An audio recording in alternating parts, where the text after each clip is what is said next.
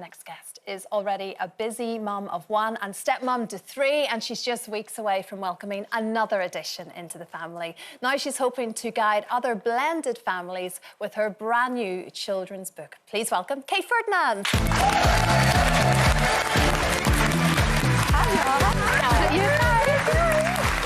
it easy. Press the little self on there. I've got heels on. I don't know what I'm thinking. Oh, you look absolutely delicious. Thank you. Neat. Gorgeous. Little bumps. Oh, thanks, guys. Oh, how are you feeling? Can I tell the truth? Yeah. I'm feeling a bit tired. And the baby's breech, so she's kind of digging in the ribs and kicks in the bladder. But apart from that, I'm OK. Other than that, you're fine. And like you said there, we know that now. A big, excited moment in the whole household, wasn't it, when you found out it was a little girl? So, well, Tia was over the moon. Yeah. So excited. I feel like she's been praying for a little girl. So, yeah, we're very outnumbered with the boys. Yeah. So hopefully there's a bit more female energy in the house. Yeah, that's so lovely. Well, look, another big proud moment tomorrow. Your new book, The Family Tree, is out, Kate. It's something I know you feel very proud of because it's the sort of book you were looking for when you were trying to read to the children and it wasn't quite there and you thought, I'm going to write it myself. So excited. I mean, it's a bit of a funny subject, isn't it, saying Daddy's brought home a girlfriend. And I just couldn't find the right book for us when we started our journey. So it's a really magical story about fairies that live in a tree and Daddy brings home a lady and they're not really too keen on her at the beginning, which I suppose is really normal, kind of like our story. But by the end of the story, they bake a cake and they mix their mum's mixture, who isn't there anymore, their mixture and a little bit of the new ladies, and it creates a really nice cake. Oh, so, lovely. Yeah. Because there's so many different types of blended families, isn't there? I mean, you're obviously dealing with the blended family of a mum who isn't around anymore, who died. But then there's other blended families that they're dealing with, maybe where a relationship ended in a very dramatic, sort of fractious way, and that's a whole other different thing to deal with. There's so many different types, and at the moment I can only speak for myself, but I'm hoping it's a magical tree, and if this one goes well, we might be able to tell lots of different stories of different types of blended families throughout the tree. And so you're obviously, you said you were dealing with a little bit of mum guilt because obviously you've got baby on board and then you still got to be a mum for the children as well. So how is that balance going?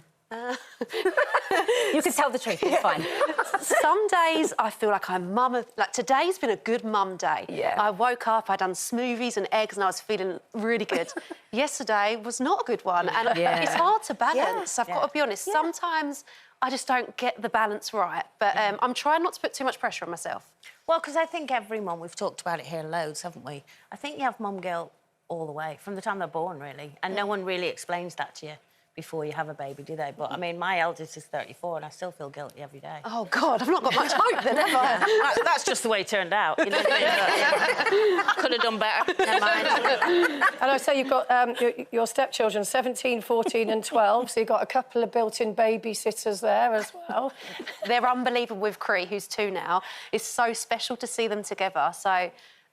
yeah, hopefully they'll be good babysitters. It's a gorgeous book, actually. It is a beautiful book, The Family Tree, like I say, and it's out tomorrow. And I know it is a real proud moment for you, Kate. It just shows you how far you've come, I guess, as well, because... And we sort of touched on it earlier, we're talking about baggage and when you get into a relationship, the various sort of roads that you have to navigate. And certainly being a step-parent, and as you know, I'm speaking from experience, no one grows up at school saying, I want to be a step-parent when I grow up. It's not a conversation that's ever had until you're in it. And then suddenly you have to navigate the best way around children, you, your partner, and sometimes it's easier than others. It's as simple as that, isn't it? And the book sort of tries to touch on all of those little things, really. In a kid-friendly way, very kid-friendly way. That it's OK... Throwing a bit of fairy dust in never does any harm. And it's OK if you're not too excited. If a new lady comes along or a new man, I think it's important to be realistic. But, I mean, when I was growing up, all I saw was evil stepmums. So I think it's nice to kind of change that narrative. Yeah. And you have to earn it, don't you, with kids, I think. You know, a lot of people say, absolutely. oh, how... Like, with my stepdaughter, they were like, how did you make her like you? And it's like, well, you don't. You just have to earn it with kids. You just have to show up, I suppose, and be consistent, I would think. So you're a million miles from The Only Way is Essex, aren't you? Like, you've come a very, very long way. Can I ask how you and Rio met? That feels like a lifetime ago. I bet. Yeah, it feels like a whole nother dimension. We met on holiday in Dubai on the beach. Oh. I was out there with some of my friends and he was there with some of his family and yeah. Oh, how lovely. And how's this pregnancy been? Has it been very different to your other one? I feel a lot more... I've enjoyed this one more because I'm grateful to be pregnant, but I don't love being pregnant. I'm at the stage now where I'm really ready for her to come. Yeah. But actually, I've been a lot busier, so I haven't been as, you know, like achy. And I've just been getting on with it. You've got a toddler to run around after, so you don't think about it as much, I suppose. I've got a confession about Rio. Oh, God, no. What are you going to say? Just prepare yourself. So when I was married, he was a mad Leeds supporter, like insane. And I bought a golden cocker spaniel and he called the dog Rio.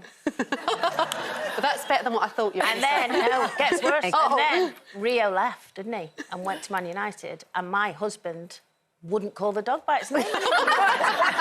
Changed it to Cleo.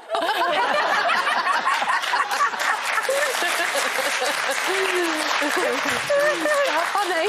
So, yeah. So I'm just laying that there. You can tell him when you get home. I'll let him know. There was many rows in my house over the cocker spaniel. Oh, good. Well, Kate, it's great to see you looking so well. Baby, it's next month, isn't it? It's the big day, so not that long away. You're doing very well in your heels at this stage.